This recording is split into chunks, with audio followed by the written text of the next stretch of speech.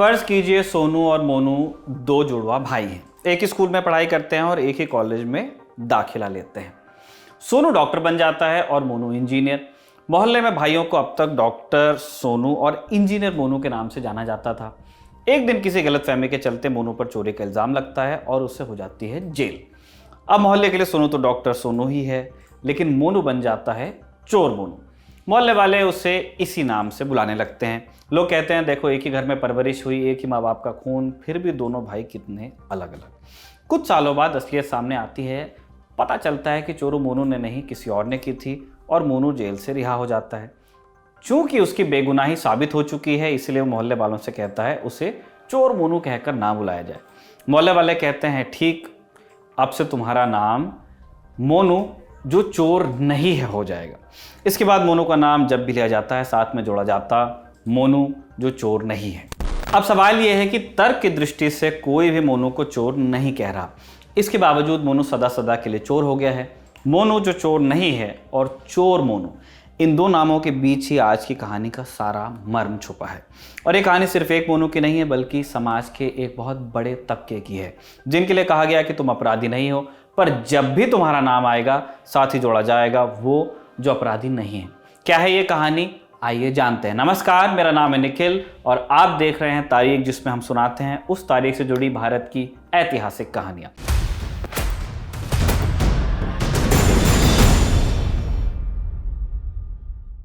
आज 12 अक्टूबर है और आज की तारीख का संबंध है एक काले कानून से। किसी बुरी चीज को काला कहना भी रंगभेद का अवशेष है, इसीलिए हम इसे काला न कहकर गोरा कानून कहेंगे। गोरू नहीं बनाया भी था तो उस लिहाज से भी सही बैठता है। 1857 की क्रांति में ब्रिटानिया सल्तनत के खिलाफ पहली बार एक व्यापक विद्रोह हुआ। आदिवासी और घुमंतु जनजाति के लोगों ने इसमें बड़े पैमाने पर हिस्सा लिया। इसके तुरंत बाद पुलिस ने समाज में अलग अलग तबकों को आपराधिक घोषित करना शुरू कर दिया। अपराधी नहीं, आपराधिक, इनकी टेंडेंसी ऐसी है। हालांकि ऐसा कोई कानून नहीं था और तब अदालत ने भी ऐसे किसी पूर्वाग्रह को गलत ही माना। तब सरकार को लगा कि इसके लिए एक कानून बनाना चाहिए। 1870 में ऐसे एक कानून पर चर्चा शुरू हुई। 1871 में ब्रिटिश संसद में बिल पेश हुआ। बिल पेश करने वाले अंग्रेज अधिकारी का नाम था टीवी स्टीफेंस। टीवी वाला ही लॉजिक लगाते थे ये। इन्होंने कहा, प्राचीन काल से लोग जाति व्यवस्था के हिसाब से ही अपना काम चुन रहे हैं। भारत की बात कर रहे थे वो। बुनाई और बढ़ई जैसे काम वंश में चलते आए हैं। इससे जाहिर है कि अपराधी भी वंश के हिसाब से आगे बढ़ता रहेगा। अपराध ऐसे वंशानुगत अपराधी रहे होंगे जिन्होंने अपने पूर्वजों से पेशा अपनाया होगा। बाप चोर है तो बेटा भी चोर है।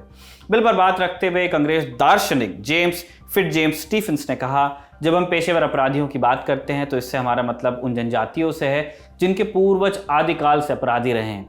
ऐसी जनजातियां अपराध करने के लिए अभिशप्त हैं और उनके वंशज भी तब तक अपराध करते रहेंगे जब तक ठगों की तरह इनकी पूरी जनजाति का सफाया नहीं कर दिया जाता। इस जीनियस लेवल तर्क के आधार पर आज के दिन यानी 12 अक्टूबर 1871 को यह बिल पास किया गया। नया कानून बना जिसे नाम दिया गया क्रिमिनल ट्राइब्स एक्ट, CTA, यानी आपराधिक जनजाति कानून।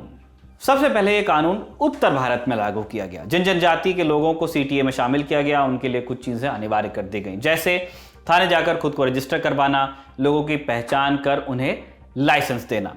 कानून के तहत एक से दूसरी जगह जाते हुए अगर आप बिना लाइसेंस के पकड़े जाते तो 3 साल की जेल का प्रावधान था। कानून में यह भी जोड़ा गया कि पुलिस बिना किसी कारण आपराधिक जनजाति के किसी भी व्यक्ति को गिरफ्तार भी कर सकती है। आदिवासी और बंजारे कहे जाने वाले इन लोगों की जिंदगी नर्क बना दी गई। इस कानून के बाद टैक्स लेने का काम जमींदारों को सौंप दिया गया था। उन्होंने इस जनजाति समूह के लोगों को उनकी जमीन से बेदखल कर दिया। इधर उधर घूमकर अपना पेट पालने वाले लोगों के लिए आजीविका के सारे साधन खत्म होने लगे। इस कानून को अपराध रोकने के नाम पर लाया गया। असर हुआ ठीक उल्टा। रोजी रोटी के लाले पड़े तो लोगों ने चोरी डकैती के काम शुरू कर दिए। सरकार ने कहा, देखो हम बोल रहे थे ये लोग चोर हैं, चोरी कर रहे हैं। इसके बाद कानून को और सख्त करते हुए 1876 में CTA को बंगाल और मद्रास में भी लागू कर दिया गया।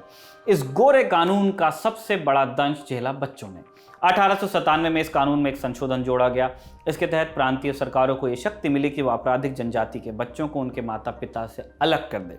इन बच्चों के लिए अलग सेटलमेंट बनाए गए। वहां इन बच्चों के रिफॉर्म के लिए शिक्षा दी जाने लगी। चीन में वीगर मुसलमानों के साथ जो हो रहा है या फिर US में जो इंडियंस के बच्चों के साथ हुआ था पहले, बिल्कुल वैसा यहाँ पे हो रहा था। अंग्रेजी में इसके लिए एक शब्द है जेनोसाइड, यानी एक विशेष धर्म जाति समूह के लोगों को निशाना बनाना। ट्रांसजेंडर समुदाय, उनकी भी बात करते हैं। भारत में उस दौरान ट्रांसजेंडर समुदाय खुद को किसी विशेष जनजाति से जोड़कर नहीं देखता था, लेकिन उन्हें भी इस कानून के तहत आपराधिक घोषित किया गया। उन्हें 2 श्रेणियों में विभाजित किया गया, या तो वो इज्जतदार हो सकते थे या फिर संदेहजनक। संदेहजनक होने का क्राइटेरिया था महिलाओं की तरह कपड़े पहनना और पब्लिक में परफॉर्म करना, यानी नाच गाना करना वगैरह। कानून के तहत जो लोग ऐसा करते उन्हें जेल में डाले जाने का प्रावधान था। 1930 में गुलामी की सुरंगों से आज़ादी की किरणें छनकर आने लगी तो सीटीए पर भी बवाल मचा। नेहरू ने तब कहा, सीटीए के राक्षसी प्रावधान नागरिक स्वतंत्रता की उपेक्षा करते हैं। किसी भी जनजाति को इस प्रकार अपराधी के रूप में वर्गीकृत नहीं किया जा सकता। ये कानून सभ्य समाज के सिद्धांतों के खिलाफ है। खैर, 1947 में सुरंग पार हुई और आज़ादी की सुबह आई। नए संविधान और कानूनों पर चर्चा शुरू हुई तो अंग्रेजों के बनाए कानूनों को रिव्यू किया गया। घड़ी की सुई सबसे पहले सीटीए पर ही अटकी। एक आज़ाद देश में ऐसा कानून किसी को मंजूर नहीं था, तो 1949 में सीटीए को निरस्त कर दिया गया। इसके बाद 1952 में सीटीए में शामिल करीब 200 जनजातियों को विमुक्त घोषित कर दिया गया। विमुक्त यानी एक्स क्रिमिनल्स। पिक्चर का हैप्पी एंड यही हो जाना चाहिए था, लेकिन अंग्रेज गए पर अंग्रेजियत साथ नहीं ले गए, वो यहीं रही। विलन ने बैकडोर से दोबारा एंट्री मारी। सरकार ने उसी साल एक नया कानून पास किया, हैबिचुअल ऑफेंडर्स एक्ट, यानी आदतन अपराधियों के लिए कानून। क्या था इस कानून में? कानून के तहत आदतन अपराधी वह व्यक्ति है जो सब्जेक्टिव और ऑब्जेक्टिव प्रभावों का शिकार रहा हो। इन प्रभावों के कारण ऐसे व्यक्ति को अपराध की आदत लग गई हो और वो समाज के लिए खतरा हो।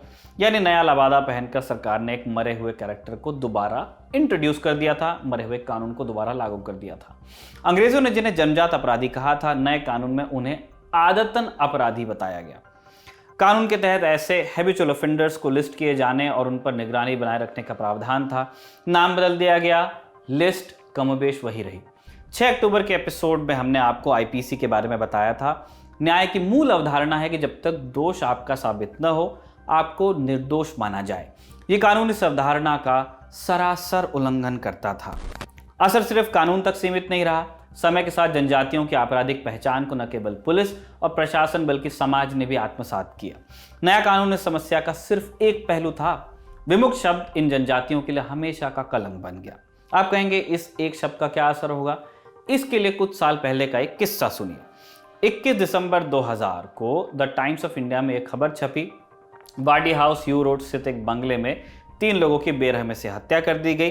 93 साल की डॉली अबारी, उनका बेटा रूसी उम्र 71 साल और बहू रोशन उम्र 70 साल। हत्या तब की गई थी जब रात में तीनों सो रहे थे। घर से पैसा और जेवरात गायब थे, जिसका मतलब था कि लूट के इरादे से हत्या हुई है। सिलसिलेवार तरीके से बूढ़े लोगों की हत्या का यह इकलौता मामला नहीं था। पुलिस पर दबाव था कि केस को जल्द सुलझाया जाए। पुलिस के हिसाब से केस जल्द सुलझा भी लिया गया 2 साल में। हत्या के शक में 3 लोगों को पकड़ लिया गया। पकड़े जाने की खबर जब एक अखबार में छपी तो उसकी हेडलाइन थी, यू रोड पर ट्रिपल मर्डर केस में पारधी पकड़े गए।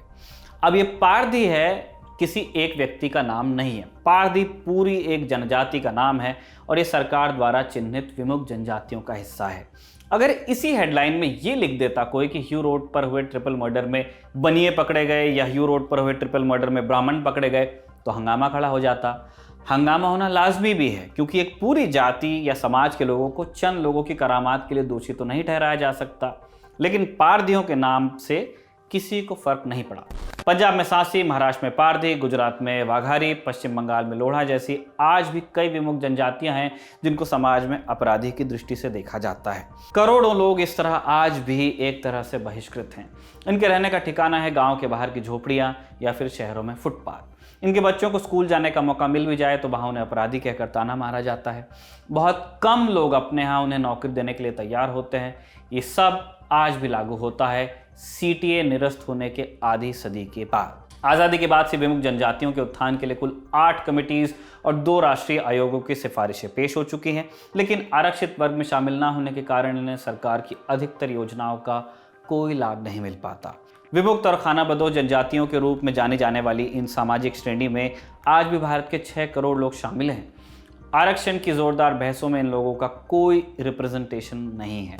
असंगठित होने के कारण राजनीतिक वर्ग में भी इनकी आवाज़ उठती नहीं दिखती। 6 करोड़ आपको अगर कम लगता है भारत की आबादी के आसपास, तो ये समझ लीजिए कि एमपी की आबादी 7 से 8 करोड़ है। मतलब आप उससे कंपेयर करके देख सकते हैं, बहुत सारे स्टेट्स की आबादी 6 करोड़ नहीं है। मतलब इतने सारे लोगों को आपने क्रिमिनल का लेबल लगाया हुआ है। और ये सब तब हो रहा है जबकि सामाजिक न्याय की बहसों में इन लोगों का नाम सबसे आगे होना चाहिए था। अश्वेत लोगों के साथ हुए अन्याय की कहानी हो या यहूदी नरसंहार, ट्विटर हैशटैग्स में अन्याय की ये कहानियां आए दिन दाखिल होती रहती हैं। लेकिन आधिकारिक और अनधिकारिक रूप से अपराधी घोषित कर दिए गए इन 6 करोड़ लोगों की कहानी यदा कदा ही हम सुन पाते हैं। उम्मीद है कि हमारा समाज और सरकार इन लोगों के प्रति संवेदनशीलता दिखाते हुए इनको सिर्फ नागरिक होने का हक देगा, बजाय ऐसे नागरिकों के जो कि अपराधी नहीं है। तारीख का आज का एपिसोड लिखा था हमारे साथी कमल ने और कैमरे पर इसे रिकॉर्ड किया था हमारे साथी दीपक ने। देखते रहिए दी ललन टॉक।